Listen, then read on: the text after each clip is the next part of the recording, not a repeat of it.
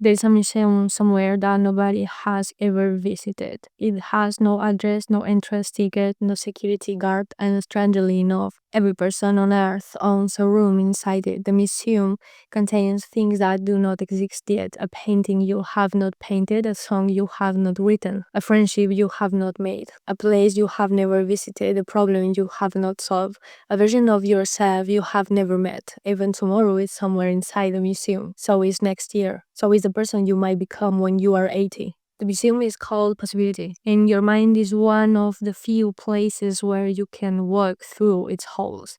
You can look at the future does not exist and say, maybe that tiny word is where your story begins. The room with no floor. Imagine entering the museum. The first room is enormous. There is no floor. You are floating. Around you are thousands of doors. One says, the life if I never try. Another, the life if I try. Another, the life if I try and fail. Another, the life if I try, fail, learn, and try again. There are doors you don't even understand. You cannot open all of them. Nobody can. Because the future is not a collection of finished rooms waiting for us. It is apparently something we build as we move. This is where manifestation becomes more interesting than simply saying, think about what you want and the universe will give it to you.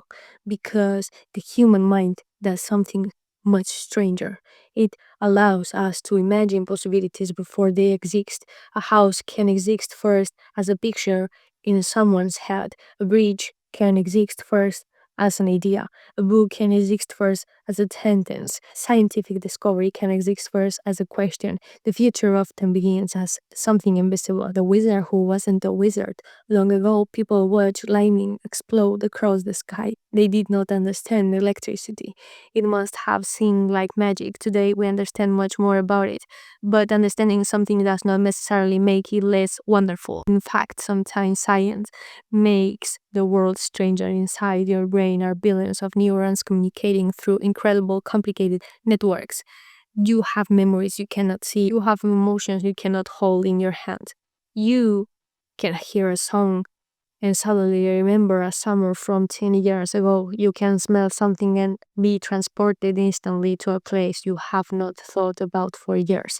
You can imagine a face that is not in front of you. You can feel nervous about something that has not happened. You can become excited about a future that does not exist. Your brain can create an experience of tomorrow while your body is still standing in today. That is not supernatural, but it is astonishing. The machine that looks for dragons. Your brain has an important job: figure out what is happening and predict what might happen next. Imagine that you are walking through a forest. You hear a branch snap.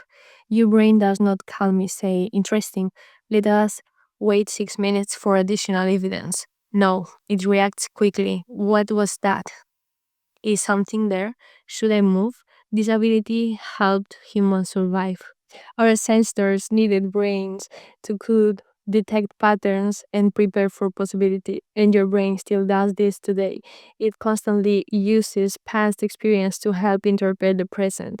This means that what you expect can sometimes influence what you notice. If you believe everyone is judging you, a small laugh across the room might feel extremely important. If you believe you are learning to become more confident, you might notice moments when you successfully speak up. The event might be identical. The meaning you give it can be different, and meaning matters. The strange case of the blue door. Imagine there is 100 doors in a hallway. 99 are white, one is blue. Nobody tells you about the blue door. You walk through the hallway, you see doors, but perhaps you barely notice them. Then someone says, find the blue door. Suddenly, the blue door becomes impossible to miss. It was there before. Your eyes did not suddenly become stronger. Your brain simply become interested in a particular piece of information. This is one reason goals can be useful. When you decide what matters to you, you can become more attentive to information connected with it. You want to learn photography, you begin noticing light. You want to become writer. You begin noticing stories. You want to become healthier. You begin noticing your not routines. You want to make friends. You begin noticing opportunities to connect. The world did not necessarily send you more opportunities. You become better at seeing the ones that were already there. That is one of the quietest forms of manifestations, the spell called repetition. Now imagine a path through a forest. Nobody has walked there. The grass is tall, branches are tangled, the path is difficult to see. One person walks across it once, the grass bends slightly, a second person follows. The path becomes clearer. 100 people walk there. Now there is a visible trail. The brain can work somewhat like this. Repeated experiences and behaviors can strengthen learned patterns. This is part of what scientists mean when they talk about neuroplasticity. The brain can change with learning and experience. Practice a skill, your brain adapts. Repeat the behavior, it becomes more familiar. Learn something new, your brain builds and modifies connections involved in that learning.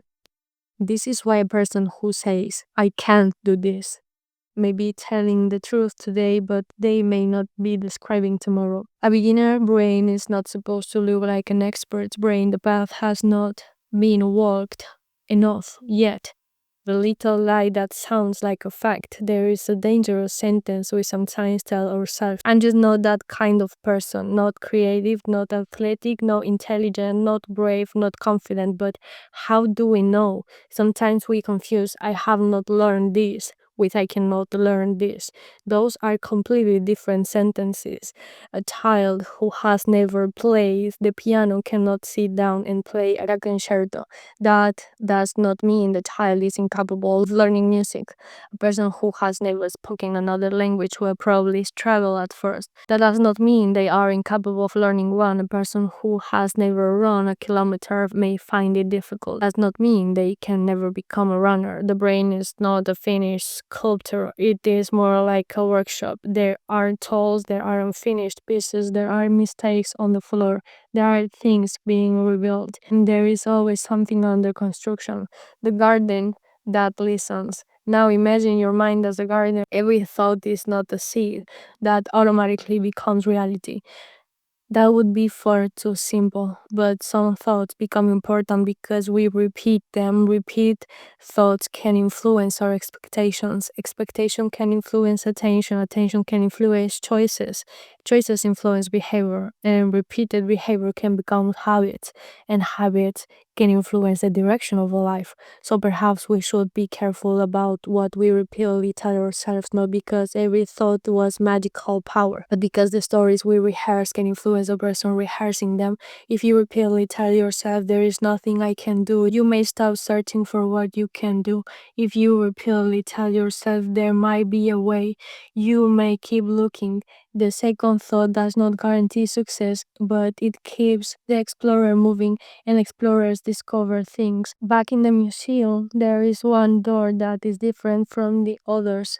It is small, it is painted gold, and written across it are two words, not yet. Behind it are all the things you cannot do today, not because you are destined to do them, not because wishing guarantees them, but because some abilities require time. Imagine telling a child you cannot read. That would be silly. They might not be able to read yet. You cannot ride a bicycle. Maybe not yet. You cannot speak another language. Maybe not yet. You cannot solve this equation. Maybe not yet. The word yet does not promise the ending. It simply refuses to close the story too early. And hope is often exactly that, a refusal to close the story too early. There is something beautiful about the future. It does not ask you to know exactly what it will become. You don't need a perfect 5-year plan to take one step. You don't need to know every answer before asking a question. You don't need to feel fearless before being brave. Courage is not the absence of fear. Sometimes courage is simply I'm frightened, but I'm going anyway. And maybe this is why visualization can be useful. When you imagine yourself handling a difficult situation, you are not ordering reality to obey. You are giving yourself a possible script. You are rehearsing. Athletes sometimes mentally rehearse movements. Performers rehearse performances. People preparing for difficult conversations sometimes imagine what they might say. The brain can use imagination as a kind of practice space, but imagination becomes most powerful when it meets reality. Picture of mountain, then climb. Picture the book, then write. Picture the skill, then practice. Picture the future, then take one small step toward it. There is another secret nobody tells you about manifestation. Sometimes the thing you think you want is not the thing you actually need. You might dream about winning, then discover that losing taught you something important. You might dream about being admired, then discover that being understood matters more. You may dream about becoming famous, then discover that creating something meaningful is what makes you happy. You might dream about reaching the top of a mountain, then discover that the view halfway up was the part you will remember forever. This is why dreams should be held with both hands, but not too tightly. A dream can guide you. It should not imprison you. You are allowed to change your mind. You are allowed to discover something better. You are allowed to say, I thought I wanted that, now I want this. Changing direction is not always failure, sometimes it is learning. Imagine two children standing in a laboratory. One is dressed as a magician, the other is dressed as a scientist. The magician says, I believe something wonderful is going to happen. The scientist says, let's find out. Who is right? Maybe both. The magician brings wonder, the scientist brings curiosity. The magician says, what if? The scientists say, let's test it. You need both. Wonder without reality can become fantasy. Reality without wonder can become dull, but together they create something beautiful. That is how I would approach manifestation. Dream boldly. Then test your dreams against reality. Imagine, then investigate, hope, then act. Believe in possibility, then learn what actually works. The real world is not the enemy of magic. It is where magic becomes measurable. One day you may look at your life and realize something strange. You thought you were trying to reach the stars, but perhaps you were building the telescope. Every book you read was part of it. Every mistake was another piece. Every person who taught you something added a lens. Every difficult experience polished the instrument. Every time you tried again, you adjust the focus. You thought you were simply dreaming, but slowly your ability to see grew. And now you can see possibilities that your younger self could not even imagine. This is what learning can do. It doesn't simply give you answers. Sometimes it gives you better questions, and better questions can change your entire life. Return to the museum, walk through the halls. There are paintings everywhere.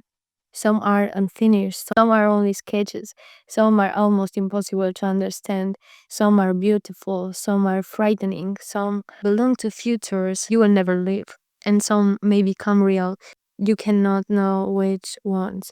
That is the mystery. There is no sign saying this is your destiny. There is no magical machine guaranteeing the ending. There are only possibilities, choices, circumstances, other people, like effort, learning, time, and you standing in the middle of it all, holding a small flashlight. You cannot illuminate the entire museum.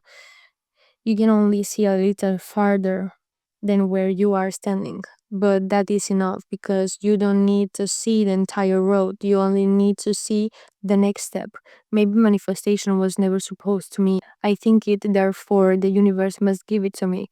Maybe it can mean something much more human. I can imagine something before I know whether it is possible, and then I can let that possibility guide my attention.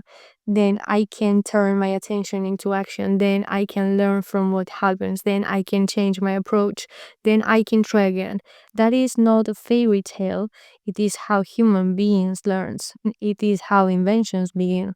It is how skills develop. It is how habits change. It is how people sometimes transform their lives. And yes, it is still magical because understanding how something works does not make it ordinary. Knowing that the rainbow is caused by light passing through water droplets does not make the rainbow less beautiful. Knowing that your brain learns through physical changes does not make learning less astonishing. Knowing how a seed grows does not make the forest less miraculous.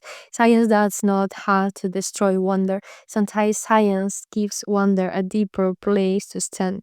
At the very end of the museum is one final room. There is nothing inside, no painting, no statues, no treasure, only a mirror. You look into it, and written across the glass are four words: nothing is finished yet. You look at yourself, you think about everything you have already learned, everything you have survived, everything you have not tried, everything you still do not know. And suddenly you understand the most important thing about your future is not that you can control it, you can't. The most important thing that you can participate in creating it. You can choose a direction, you can learn, you can practice, you can notice, you can question all beliefs, you can make mistakes, you can begin again. You can keep a small light burning when the road becomes dark, and sometimes that tiny light is enough because the future does not arrive all at once. It arrives one decision at a time, one morning, one conversation, one attempt, one page, one brave question, one tiny act that nobody else sees, and another until one day you turn around and realize you have walked into a room that did not exist when you started. You have become someone who did not exist yet, and somewhere in that impossible museum of things that have not happened yet, a new painting is beginning to appear. It is not finished, the colors are still changing, the edges are still uncertain, the ending is still hidden, but there is a brush in your hand, and perhaps the greatest magic is not knowing exactly what the painting will become. Perhaps the greatest magic is knowing that the painting is still being painted. So dream, not because dreams are guarantees, dream because dreams give your feet somewhere to walk. Imagine, not because imagination controls the universe. Imagine because it lets you visit possibilities before you choose among them. Hope, not because everything will always go your way. Hope because the future has not finished introducing itself.